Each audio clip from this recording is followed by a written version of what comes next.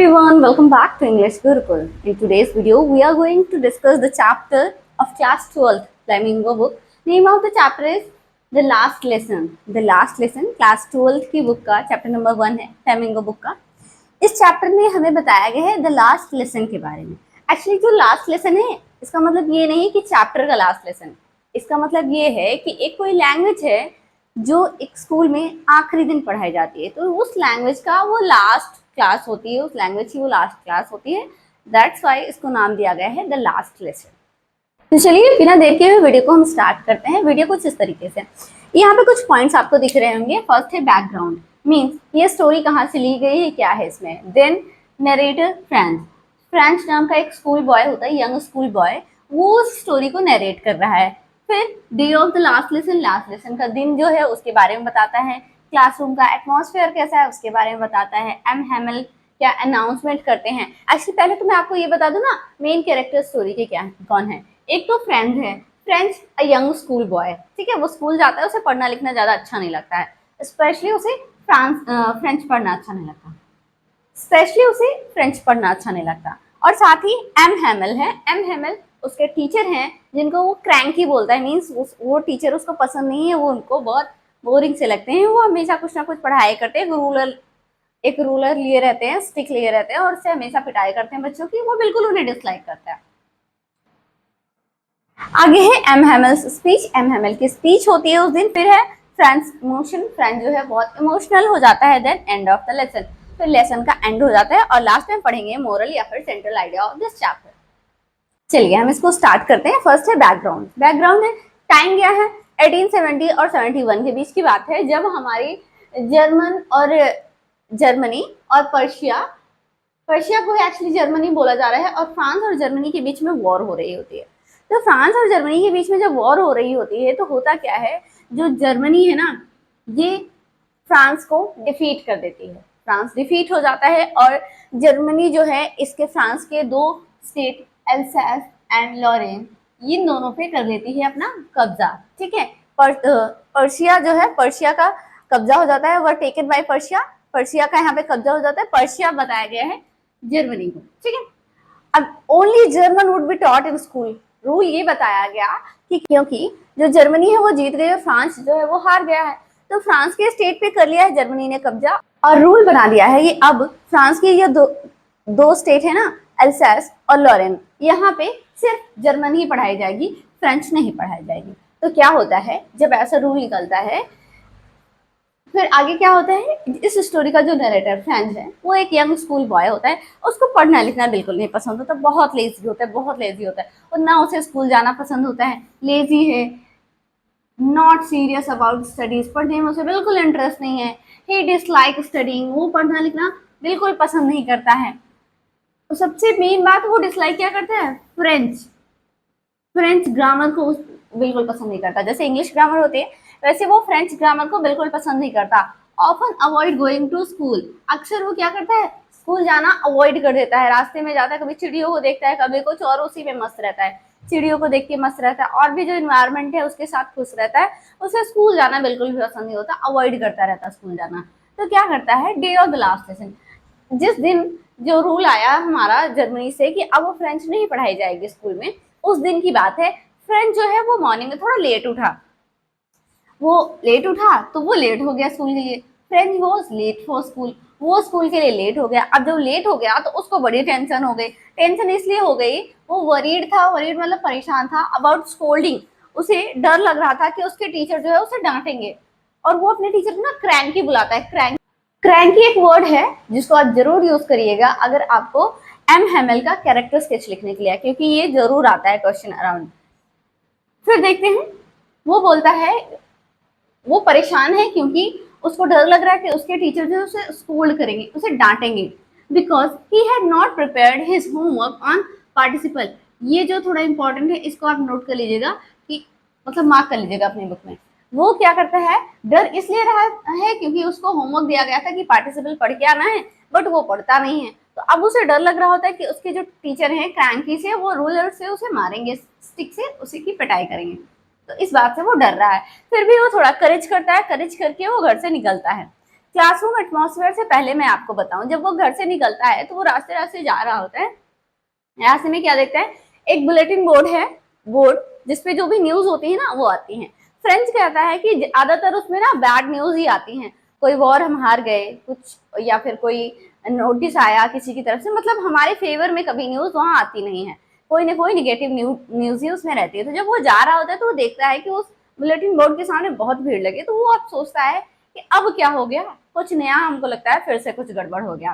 तो ये सोचते और रुकता नहीं है, वो चलते जा रहा है, ये बात उसके मन में चलते हुए आ रही है। मीन्स रास्ते से पास होता जा रहा है, देखता है बुलेटिन बोर्ड पे कुछ लिखा हुआ है, लोग वहां भीड़ लगाए हैं, और ये अपने मन में सोचता हुआ चला जाता है, ये पक्का जो ना कोई बुरी खबर ही आई होगी। फिर जब वो स्कूल पहुंचता है तो क्या देखता है, क्लासरूम का एटमोस्फेयर स्ट्रेंजली क्वाइट। अक्सर क्या होता है जब वो स्कूल के लिए निकलता है तो जैसे स्कूल से कुछ दूर पहुंचने होता है तो वहां पे उसके जो सर ML है उनका गार्डन मिलता है पहले। तो गार्डन के पास से उसको शोर सुनाई देने लगता है कि अंदर बहुत शोर हो रहा है, बच्चे हैं क्लास में। आपको भी पता है क्लास का, स्कूल का एनवायरनमेंट कैसा होता है। अब वो देखता है कि आज यहाँ बहुत शांति, स्ट्रेंज हो जाता है बिल्कुल, वो एकदम परेशान, हाँ एकदम सरप्राइज कि इतनी शांति कैसे है। Villager sat at the back. जब वो अंदर जाता है क्लासरूम के तो देखता है कि जनरली जो लास्ट बेंचेस हैं वो खाली रहती थी, लेकिन आज वो सब बिल्कुल भरी हुई है, बिकॉज वहां पे विलेजर्स बैठे हुए हैं, गांव के जो लोग हैं ना वो लास्ट की सीट पे बैठे हुए हैं। M. Hamel wore his best green coat. उन्होंने अपनी जो फेवरेट ड्रेस है ना, ग्रीन कोट और फ्रिल्ड शर्ट, उसको पहना हुआ है और एक हैट भी लगाई हुई है ब्लैक कलर की, जो कि ड्रेस जिनके सर है ना वो यूजुअली तब पहनते हैं जब कोई इंस्पेक्शन डे होता है या फिर कोई अनाउंसमेंट डे होता है, कोई भी मतलब प्राइज डिस्ट्रीब्यूशन डे होता है, कुछ स्पेशल होता है, तब वो ये ड्रेस पहनते हैं। तो उसके माइंड में आता है कि आज ऐसा क्या स्पेशल है। साथ ही वो ये भी सोचता है कि विलेजर्स यहाँ पे क्यों बैठे हैं। आपसे क्वेश्चन भी पूछा जाएगा विलेजर्स क्लासरूम में क्यों थे, तो आपको बताना है because they wanted to give tribute to their language. वो अपनी लैंग्वेज को ट्रिब्यूट देना चाहते थे, उसके अपनी लैंग्वेज के लिए अपने इमोशंस शो करना चाहते थे, दैट्स व्हाई वो वहां पे थे।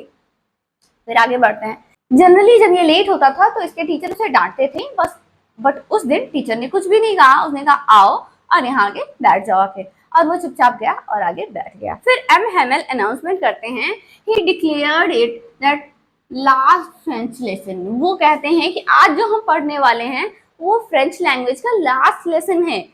N order had came an order had come from Berlin to teach only German from next day. अब वो कहते हैं कि जर्मनी है ना, जर्मनी की कैपिटल है बर्लिन, आप सभी को पता होगा। तो वो कहते हैं कि बर्लिन से एक ऑर्डर आया है कि अब जो स्कूल है ना नेक्स्ट डे से स्कूल में सिर्फ जर्मन पढ़ाई जाएगी, not French. So it is the last lesson of French language. ये बात सुनते ही जो सभी लोग हैं और सभी बच्चे हैं वो सब बहुत इमोशनल हो जाते हैं, बहुत ज्यादा इमोशनल हो जाते हैं। लेकिन M. Hamel अपनी बात को आगे कंटिन्यू करते हुए स्पीच देते हैं। वो कहते हैं French is most beautiful and logical and clear language in the world. वो अपनी लैंग्वेज को, फ्रेंच को कहते हैं कि फ्रेंच इज मोस्ट ब्यूटीफुल, सबसे ब्यूटीफुल है, और लॉजिकल लैंग्वेज है और सबसे क्लियर लैंग्वेज है इन द वर्ल्ड, पूरे वर्ल्ड में। और साथ ही साथ वो ये भी बताते हैं, वो रिक्वेस्ट करते हैं कि हमें ना अपनी लैंग्वेज को गार्ड करना चाहिए, प्रोटेक्ट करके रखना चाहिए। वो हमसे, मतलब वो अपने स्टूडेंट से, विलेजर से सबसे रिक्वेस्ट कर रहे थे to guard and remember their mother tongue, कि हमें अपनी मदर टंग को रिमेम्बर करना चाहिए। बिकॉज जब हम स्लेव हो जाते हैं ना, जब हम इनस्लेव होते हैं, बुक का एक कोट है, जब हम इनस्लेव होते हैं तो हमारी जो मदर टंग है दैट इज द ओनली की टू आवर प्रिजन। हमारी जो जेल है, कैद हो गए हैं हम, किसी के अंडर हो गए, किसी के गुलाम हो गए हैं, तो उस समय सिर्फ हमारी मदर टंग है जो हमें प्रोटेक्ट कर सकती है। दैट्स वाई हमें अपनी मदर टंग को प्रोटेक्ट करना है, उसे याद करके रखना है। साथ ही M. Hamel कहते हैं बच्चों से कि तुमने भी पढ़ाई पे ध्यान नहीं दिया है, ना ही तो आपके पेरेंट्स ने दिया है। पेरेंट्स को भी ब्लेम करते हैं, बच्चों को भी ब्लेम करते हैं, साथ साथ वो अपने आप को भी ब्लेम करते हैं कि मैं भी सम टाइम जब मेरा मन नहीं होता था तो मैं नहीं पढ़ाता था, तुम लोगों को मैं अपने पर्सनल काम के लिए भेज देता था, या फिर कभी कभी मेरा फिशिंग का मन होता था तब भी मैं तुम लोगों को नहीं पढ़ाता था। तो वो खुद को भी ब्लेम करते हैं कि हाँ वो भी इस कहीं ना कहीं अपनी लैंग्वेज को पीछे करने में कहीं ना कहीं उनका भी रोल है। ये बात ये सब सुन के जो फ्रेंच है वो बहुत इमोशन आ जाते हैं उसके अंदर, फ्रेंच बहुत इमोशनल हो जाता है। वो कहता है, वो रिग्रेट करता है, पछताता है। रिग्रेट मतलब पछताना। ही रिग्रेटेड नॉट लर्निंग फ्रेंच। वो फ्रेंच ना लर्न करने के लिए रिग्रेट फील करता है। वो सोचता है कि क्यों मैंने पहले सीरियसली नहीं पढ़ा। वो सीरियसली पहले तो फ्रेंच बहुत थोड़ा लेजी था ना, कुछ पढ़ता लिखता नहीं था, तो वो इस बात पे बहुत अफसोस जताता है, उसे बहुत रिग्रेट होता है कि क्यों मैंने पहले से इस लैंग्वेज को अच्छे से नहीं पढ़ा। He suddenly develop love for French. अचानक से उसके अंदर क्या हो गया, love for French, French language के लिए उसके अंदर बहुत प्यार आ गया, जो कि पहले वो डिसलाइक करता था, अब वो अचानक से उसे बहुत प्यार करने लगा। As well as his teacher, और साथ ही साथ अपने टीचर के लिए भी उसके अंदर बहुत रिस्पेक्ट और बहुत प्यार आ गया, जो कि नहीं था स्टार्टिंग में। उसे रूड, अपने टीचर को रूड बोलता है, क्रैंकी बोलता है, तो ऐसे वर्ड यूज करता है अपने टीचर के लिए, बट लास्ट में वो अपने टीचर से लव करने लगता है। और वो इस बात पे अफसोस जताते हैं बिकॉज जो टीचर है उससे एक क्वेश्चन पूछ लेते हैं और वो क्वेश्चन का आंसर नहीं बता पाता है। टीचर जो है लेसन पढ़ा रहे होते हैं, उस ड्यूरेशन में टीचर जो है अपने बच्चे मतलब फ्रेंच से एक क्वेश्चन पूछ लेते हैं और फ्रेंच उस क्वेश्चन का आंसर नहीं दे पाता है, तो फ्रेंच को बहुत अफसोस होता है कि क्यों मैंने अपनी लैंग्वेज को अच्छे से पहले से नहीं पढ़ा। फिर क्या होता है, एंड ऑफ द लेसन। अब एम हेमल जो है ना, वो चैप्टर को पढ़ा रहे होते हैं, चैप्टर को पढ़ाते पढ़ाते वो बहुत इमोशनल हो जाते हैं। उस दिन तो चैप्टर एंड करते हैं बट बहुत इमोशनल हो जाते हैं। M Hemal become emotional, M Hemal बहुत इमोशनल हो जाते हैं, वो एक वर्ड भी नहीं बोल पाते आगे, नॉट स्पीक फर्दर, वो आगे एक भी वर्ड नहीं बोल पाते हैं।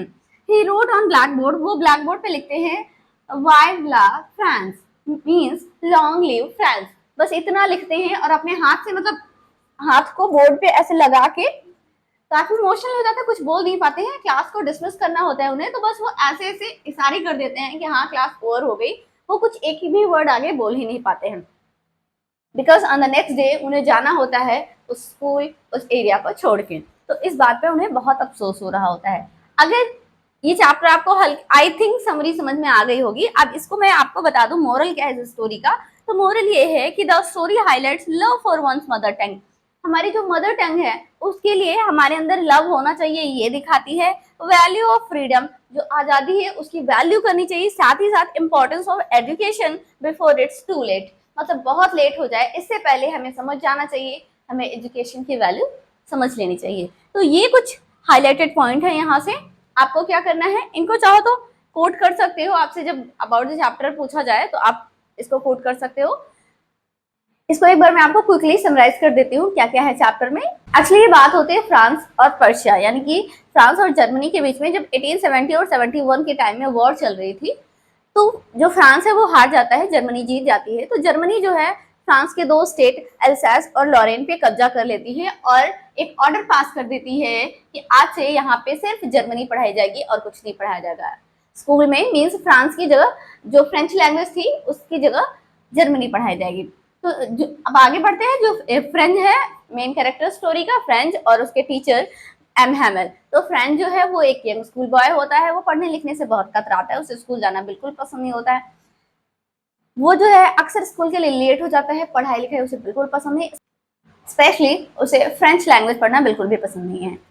तो क्या होता है, जिस एक दिन स्कूल के लिए उठता है उसे लेट हो जाती है, तो वो बहुत टेंशन में होता है कि अब उसको डांट पड़ेगी, उसके टीचर उसे डांटेंगे। इस बात से वो बहुत परेशान होता है क्योंकि उसने अपना होमवर्क भी नहीं किया होता है। तो अब वो जल्दी जल्दी बैग पैक करता है, स्कूल के लिए निकलता है। जब घर से निकल रहा होता है तो रास्ते में देखता है कि बुलेटिन बोर्ड पे कोई न्यूज चल रही है। तो उसको पता चल जाता है ना कोई बैड न्यूज ही इस बुलेटिन बोर्ड पे आई होगी, क्योंकि जब से ये लगा है तब से यहाँ पे बैड न्यूज ही आती है।